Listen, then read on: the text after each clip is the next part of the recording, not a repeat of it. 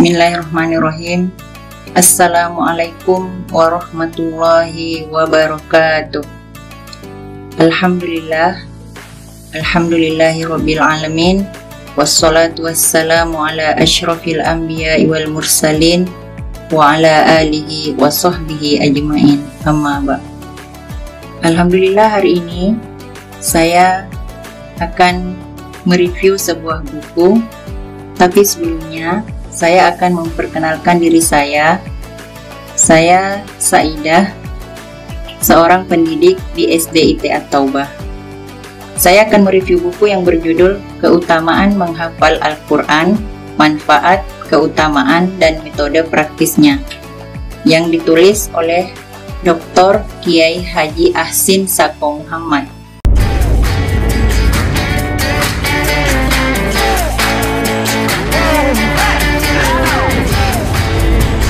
Sebelum mereview lebih lanjut, saya akan menyampaikan sedikit tentang penulis. Beliau adalah seorang pakar bidang qiraat dan ilmu-ilmu Al-Quran. Sejak kecil beliau telah menunjukkan bakatnya. Ketika beliau masih di kelas 4 SD, beliau sudah menghafal Al-Quran, yakni juz 28, 29, dan 30. Beliau ini sangat tertarik dengan ilmu-ilmu Al-Quran, dan ketika pada tahun 1976 sampai 1977 beliau mengaji atau mendalami ilmu Al-Quran di Masjidil Haram di bawah bimbingan Syekh Abdullah Al-Arabi yang berasal dari Mesir. Nah, selanjutnya saya akan mereview buku ini, yang mana di dalam buku ini terdapat beberapa bagian. Ada tentang keutamaan menghafal, manfaat menghafal Al-Quran, dan metode praktis menghafal Al-Quran. Saya akan membahas sebelumnya tentang manfaat menghafal Al-Quran. Menurut Dr. Kiai Haji Ahsin Sako Muhammad ini, di dalam buku ini ada 4 manfaat. Yang pertama tentang manfaat spiritual. Manfaat spiritual ini adalah seseorang yang mendalaminya akan mendapatkan keberkahan. Kemudian yang kedua, manfaat intelektual. Manfaat intelektual bisa dilihat ketika anak-anak yang sekolah, walaupun pelajarannya banyak, anak yang banyak hafalannya biasanya juga berprestasi di ilmu-ilmu yang lain. Kemudian manfaat etika dan akhlak. Yang ketiga, manfaat etika dan akhlak. Manfaat etika dan akhlak ini seperti seorang murid yang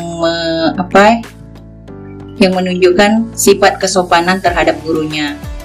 Karena Al-Quran itu dihafal dan disetorkan kepada seorang guru, nampak nilai-nilai kesopanan ditanamkan di dalamnya. Seorang murid menghormati gurunya, sopan kepada gurunya. Kemudian yang keempat, di bidang keilmuan. Di bidang keilmuan ini, seorang penghafal Al-Quran setelah menguasai Al-Quran, maksudnya itu mendalami ilmu-ilmu Al-Quran, bisa menguasai banyak kosakata, menghafal banyak kosakata, mendalami ilmu nahu dan sorof, memahami ilmu-ilmu sejarah dalam Al-Quran, dan banyak lagi yang lainnya. Nah, di selain itu juga ada juga keutamaan menghafal Al-Quran yang disampaikan oleh Dr. Kiai Haji Ahsin Sako Muhammad dalam buku ini. Yang pertama, mendapatkan kedudukan yang tinggi dalam pandangan Allah. Allah akan memberikan kedudukan yang lebih tinggi bagi orang-orang yang mempunyai hafalan Al-Quran. Kemudian akan meraih banyak pahala, diberikan banyak pahala. Selain itu juga, para penghafal Al-Quran menjunjung nilai-nilai Al-Quran, dijuluki dengan istilah Ahlullah atau keluarga Allah, atau orang yang dekat dengan Allah. Ada juga keutamaannya, Nabi Muhammad pernah mensegerakan penguburan sahabat yang meninggal dalam perang Uhud, yang hafalannya lebih banyak daripada yang lain. Nabi Muhammad juga memerintahkan para sahabat agar yang menjadi imam sholat adalah mereka yang paling bagus hafalan Al-Qurannya dan sekaligus juga hafal. Nabi menjanjikan bahwa orang tua penghafal Al-Quran akan diberi mahkota oleh Allah pada hari kiamat nanti. Nah, ada juga keutamaannya, penghafal Al-Quran telah mengaktifkan sel-sel otaknya yang berjumlah miliaran. Kemudian, penghafal Al-Quran termasuk orang-orang terdepan dalam menjaga keaslian, kemurnian, dan kelestarian kitab suci Al-Quran. Seorang penghafal Al-Quran selalu membaca ayat-ayat suci Al-Quran, menciptakan dirinya menjadi manusia yang soleh, yang selalu diberikan hidayah atau petunjuk oleh Allah. Alangkah bagusnya jika kita bisa membaca buku ini, karena buku ini sangat bermanfaat, baik itu kita seorang guru, sebagai orang tua, dan juga kita memiliki anak yang masih sekolah, supaya lebih memotivasi untuk lebih mendalami Al-Quran.